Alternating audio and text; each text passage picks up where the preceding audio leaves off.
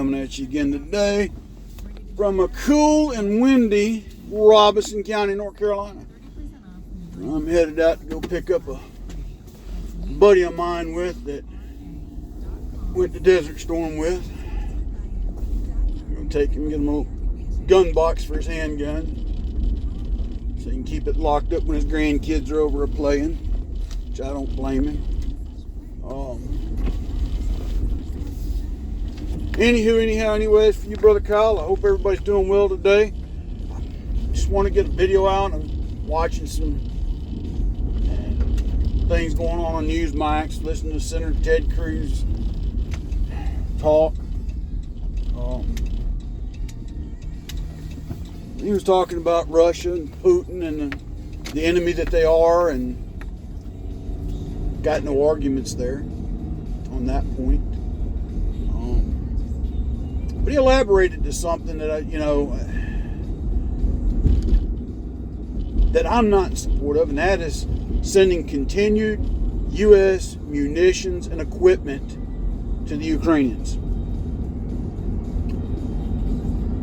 I've already stated in earlier videos, folks, y'all know my position on this. I don't think we need to be involved. I don't think any of our troops should even be in Poland to support a NATO mission if NATO decides to get involved, okay? I don't think one U.S. life should die defending Ukraine. Now, if I'm wrong for that, so be it. Now, I feel for the Ukrainian people. I truly do. Russia had a reason for why they did. I didn't say it was right. I said, but their reason in a defensive posture makes logical sense. Ukraine borders a NATO nation. If they apply and NATO accept them, now I've got a NATO country on my doorstep. I don't want that. And I'm not defending Putin. Let's be very clear. I am not defending Putin. I'm just stating some things from a standpoint from his national security point of view. He feels threatened. How do you counter that threat? You invade. You take over a portion of or all of that nation and make it a buffer, much like the old Soviet Union did at the end of World War II when they gobbled up all those Eastern European nations and formed what was called the Eastern Bloc nations. Meaning that if World War III would have started in a conventional sense, we would have had to have fought through Hungary, Bulgaria, Albania, Moldavia, what is now the Ukraine, before we even got anywhere close to Mother Russia, to end it. So, with all that being said and done, I don't think we should be going over there and dying for them. I'm sorry, it's just how I feel. We got no dog in the fight. If anything, and somebody might say, well, we need their oil. No, we don't need their oil. We need to get the Biden administration out of office and get a president in that's going to reopen the pipeline. Okay? And it can be, as long as one is willing to do it. Anyway, back to the whole munitions thing. There's reports coming out of the Pentagon, the DOD, that these Javelin missiles, these TOW missile systems we're sending, the stocks that we're sending over, it could take anywhere from 3 to 5 years to replenish. Keyword here, 3 to 5 years. Now, there was some news here recently about a couple of old World War II Army ammunition plants getting modernized and ramping up. Now, it could be twofold reasons. One is to possibly start helping in the process of making these munitions that we're giving to the Ukraine right now.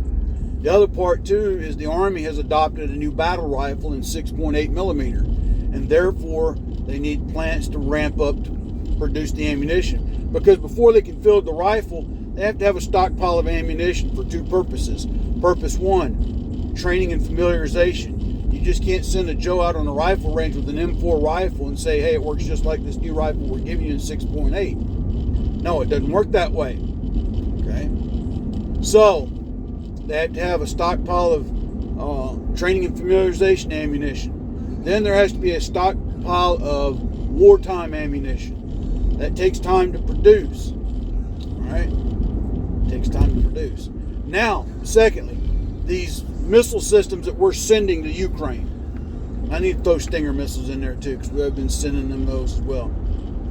It's not like the World War II era bazooka rounds where, a factory worker can make one in less than, make 20 rounds in less than a day.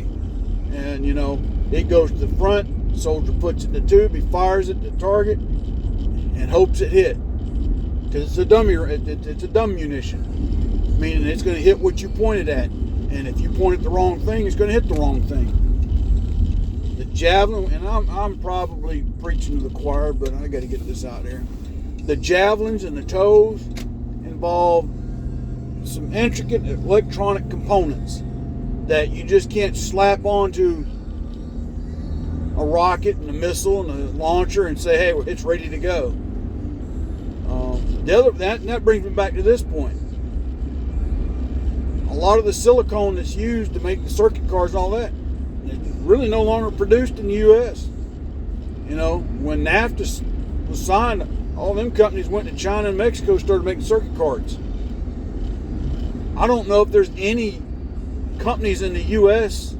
that are actually manufacturing from U.S. silicone circuit cards or the electronic components to go on the circuit cards. That, to me, is where Silicon Valley needs to be brought back up and fully running. Cut off everything from China in regards to that. The only way you can do that is give those companies that are still located overseas incentives to come back. You can't order a private company to come back.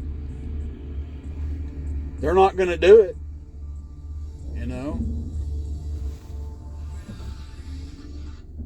They're not going to do it.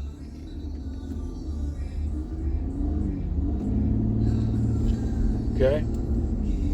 They're just going to sit there like a bump on a log and just, you can't tell me what to do. I'll just move my business headquarters overseas. Okay. So, but the Biden administration, that's kind of how, they handle things. They like to think they can strong arm businesses and manipulate the business practices of a private business. It doesn't work that way. Okay. Like I said, when North American Free Trade Agreement was signed, Ross Perot said it, that sucking sound you're hearing is American industry leaving the United States to go somewhere else where they can make their product cheaper, and that's what they did.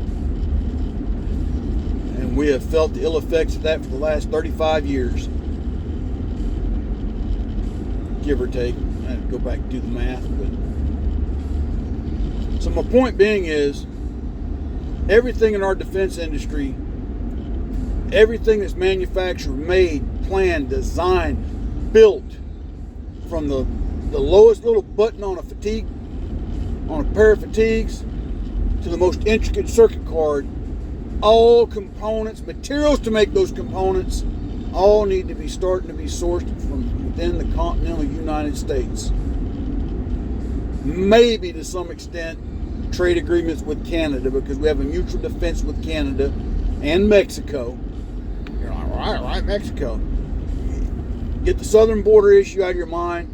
Mexico, if given the proper tools, and if we go out and actually wipe out the cartels, could be a stronger defense with the drug cartels in South America. Can it be done? Give Mexico the right resources and get rid of the right people.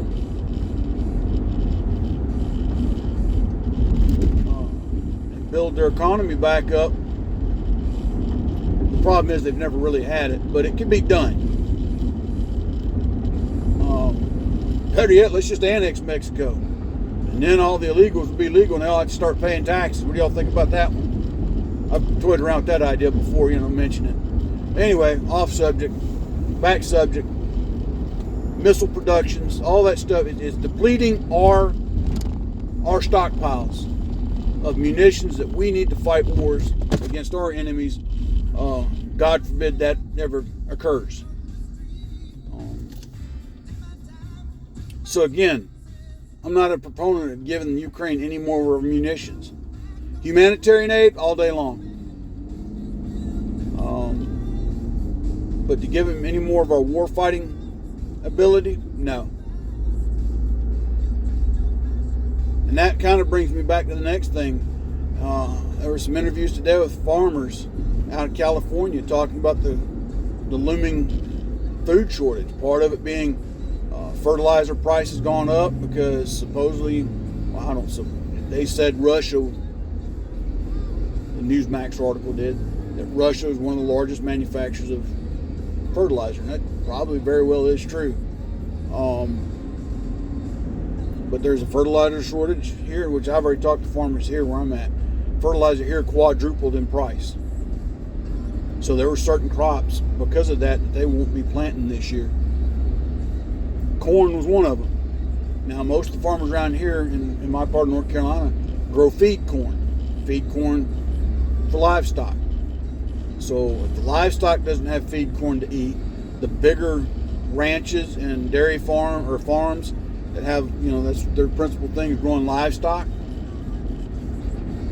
And then it's weird how coincidental it is. You had 12 food processing plants in recent months burned down. 2 of them had planes crash into them. Makes you scratch your head and go, Is it live or is it Memorex, boys and girls? But that's all I've got for today. You tell me what you think in the comments down below. Again, keep your eyes open, ears to the ground. Keep your head on a swivel. Stay vigilant, my friends. And if you haven't started, start now. Start putting away some dry goods. Rice, pasta, beans, canned meats if you can get them. Okay? Until the next time, God bless, take care. Soul Soldier out.